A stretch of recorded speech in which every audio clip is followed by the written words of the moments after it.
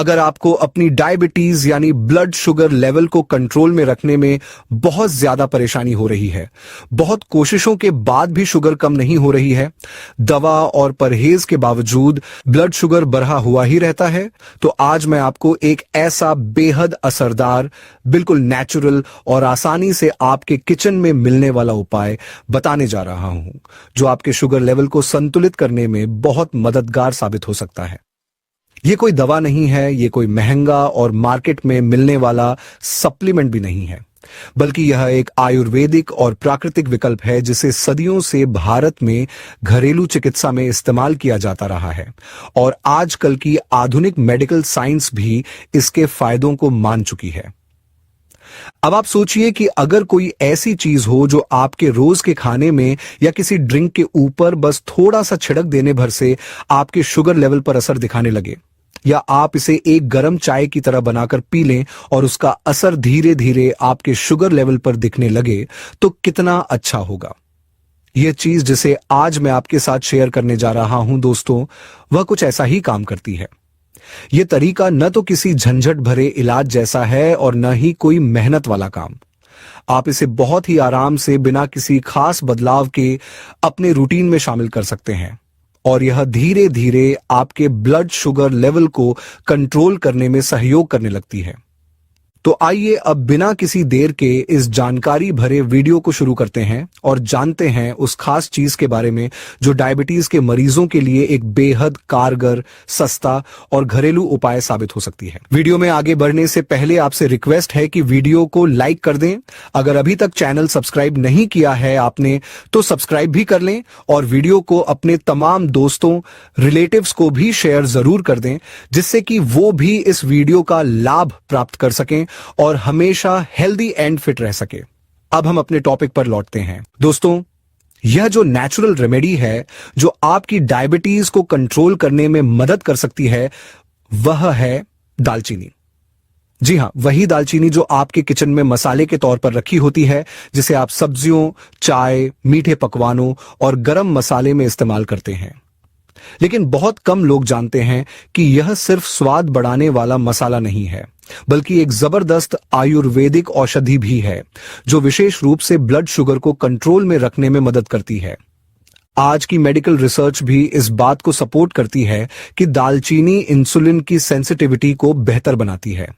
इसका मतलब यह हुआ कि इंसुलिन, जो हमारे शरीर में मौजूद शुगर यानी ग्लूकोज को सेल्स के अंदर पहुंचाने में मदद करता है, उसका काम और आसान हो जाता है, जिससे आपकी बॉडी खाने के बाद पैदा होने वाली शुगर को बेहतर तरीके से इस्तेमाल कर पाती है और ब्लड में उसका लेवल कंट्रोल में रहता है। इतना ही नहीं, दालचीनी खाने के बाद की शुगर, जिसे पोस्ट प्रैंडियल ब्लड शुगर कहते हैं, और खाली पेट वाली फास्टिंग ब्लड शुगर, दोनों को कम करने में भी असरदार पाई गई है। कई वैज्ञानिक रिसर्च और स्टडीज ये साबित करती हैं कि अगर कोई व्यक्ति रोजाना करीब 1 ग्राम से लेकर 6 ग्राम तक दालचीनी का सेवन करता है, तो उसके फास्टिंग ब्लड शुगर लेवल में धीरे धीरे एक अच्छा सुधार देखा जा सकता है। इसके पीछे कारण यह है कि दालचीनी हमारे खाए गए कार्बोहाइड्रेट्स के ब्रेक डाउन की प्रक्रिया को धीमा कर देती है, यानी खाना खाने के बाद शुगर धीरे धीरे ब्लड में रिलीज होती है, जिससे शुगर का अचानक तेजी से बढ़ना नहीं होता और शरीर उसे अच्छे से प्रोसेस कर पाता है।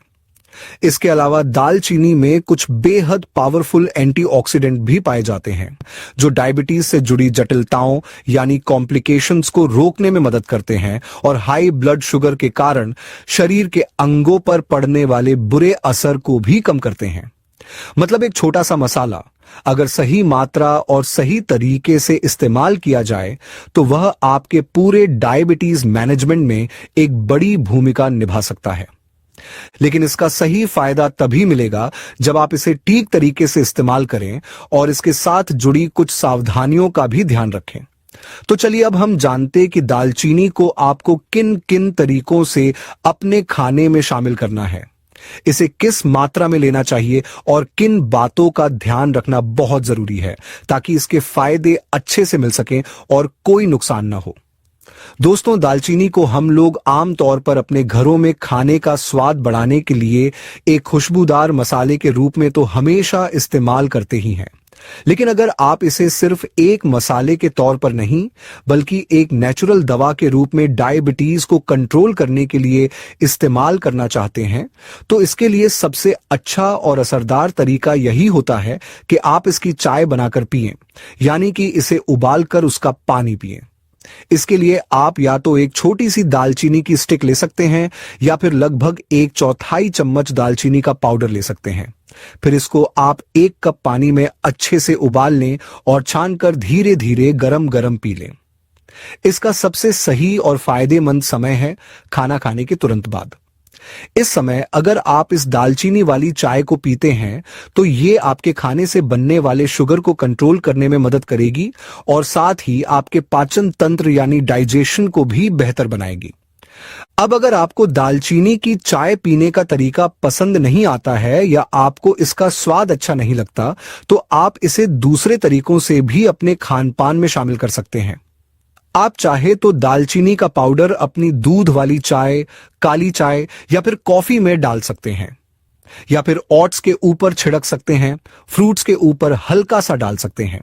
लेकिन ये सब विकल्प सिर्फ तभी आजमाएं जब आपको इसका पानी पीना बिल्कुल भी पसंद ना हो, वरना उबालकर पीने का तरीका ही सबसे असरदार और फायदेमंद होता है, क्योंकि इससे इसके सारे गुण आपकी बॉडी में अच्छे से जाते हैं। दालचीनी को इस्तेमाल करना वैसे तो बहुत आसान है, लेकिन इसके साथ एक चीज हमेशा याद रखना बहुत जरूरी होता है और वह है इसकी मात्रा यानी डोज। कभी भी आपको इसे बहुत ज्यादा मात्रा में नहीं लेना है, वरना यह आपकी सेहत पर उल्टा असर भी डाल सकती है। रोजाना आधा से 1 छोटा चम्मच यानी लगभग 1 से 6 ग्राम तक दालचीनी का सेवन आपके लिए काफी होता है।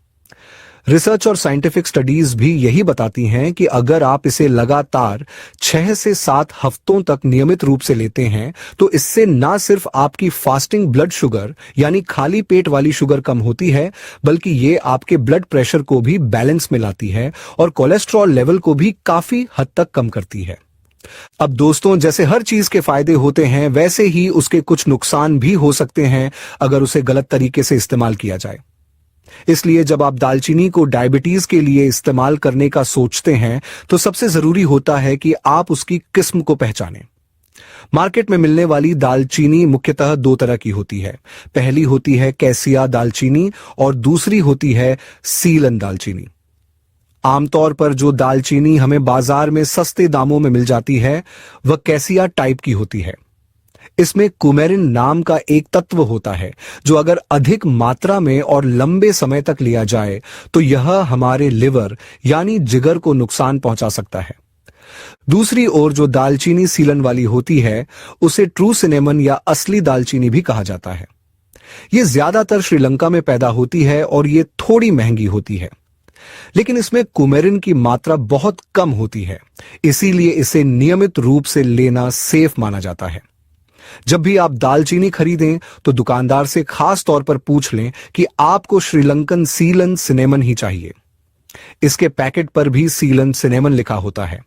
अगर आप दवा के रूप में इसे लेना चाहते हैं तो मैं आपको यही सलाह दूंगा कि आप हमेशा सीलन दालचीनी को ही चुनें और कैसिया वाली दालचीनी को रोजाना न लें।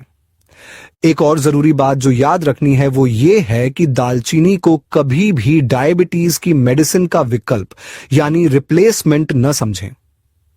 अगर आप पहले से कोई डायबिटीज की दवा ले रहे हैं तो उसे बंद ना करें। दालचीनी को सिर्फ एक नेचुरल सपोर्ट या हेल्पिंग एजेंट की तरह इस्तेमाल करें, ताकि वो आपकी दवा के साथ मिलकर असर दिखा सके और आपको जल्दी राहत मिल सके। और हां, चाहे आप कोई भी तरह की दालचीनी ले रहे हों, आपको इसे लगातार एक लिमिटेड टाइम तक ही इस्तेमाल करना चाहिए। एक्सपर्ट्स और डॉक्टर्स भी कहते हैं कि दालचीनी को 4 महीने से ज्यादा लगातार नहीं लेना चाहिए। अगर आप इसे ज्यादा समय तक लेना चाहते हैं तो 4 महीने लेने के बाद 1 महीने का ब्रेक जरूर लें। यह ब्रेक आपकी बॉडी को आराम देगा और किसी भी साइड इफेक्ट से बचाएगा। वैसे देखा जाए तो डायबिटीज जैसी बीमारी में सबसे जरूरी चीज होती है परहेज और सही डाइट। दवा के साथ साथ आपको यह भी जानना जरूरी है कि आपको क्या खाना चाहिए और किन चीजों से हमेशा दूर रहना चाहिए। अगर आप जानना चाहते हैं कि डायबिटीज के मरीजों को कौन कौन सी चीजें भूलकर भी नहीं खानी चाहिए, तो आप यहां क्लिक करके उस वीडियो को देख सकते हैं जिसमें मैंने वह सारी जानकारी दी है। अगर आपको यह वीडियो उपयोगी लगा हो तो इसे जरूर लाइक करें, अपने दोस्तों और परिवार के साथ शेयर करें और हमारे चैनल को सब्सक्राइब करना न भूलें ताकि आपको इसी तरह की और भी हेल्थ से जुड़ी जानकारी मिलती रहे। धन्यवाद।